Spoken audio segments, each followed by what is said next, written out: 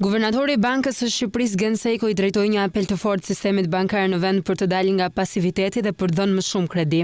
Guvernatori tha hapur se Banka e Shqipërisë është e pakënaqur nga apatia e sistemit bankar që sipas tij nuk duhet të shndrojë peng i gabimeve të së shkuarës.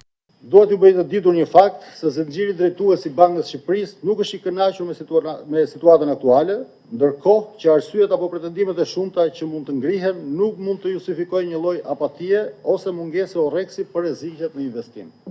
Tashmë kushtet janë pjekur, ekonomia po rritet, mundësitë për biznes janë të pranishme, likuiditeti është i bollshëm dhe çmimi është i leverdishëm. Do t'i bëja thirrje sistemit bankar të shkëmputej nga qëndrimi relativisht pasiv. Duhet kuptojmë se ka ardhur koha të ktheheni në biznes tradicional të bankës tregtare, në biznesin e kreditimit të ekonomisë. Ky është misioni i bankave tregtare në ekonomi dhe për këtë qëllim ju ftoj ta përmbushni atë me sukses.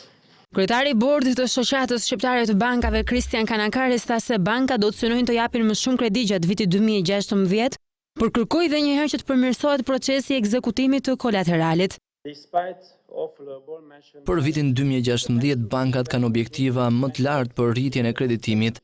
Ne jemi të angazhuar të mbështesim më shumë ekonominë me financime, por kjo do të kërkojë përmirësime të mëtejshme në procedurat e ekzekutimit të kolateralit dhe zgjidhjes së kredive të këqija.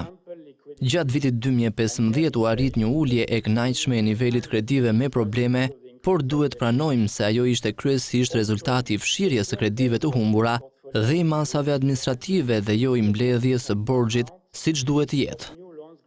Banka e Shqipërisë organizoi një takim me bankat dhe biznesin për të diskutuar rreth perspektivave të kreditimit gjatë këtij viti. Për vitin e kaluar, kreditimi rezultoi më i dobët se pritshmëritë, portofoli rezultoi në rënje vjetore, ndërsa i zhveshur nga efekti i fshirjes së kredive të humbura, rritja ishte vetëm 2%.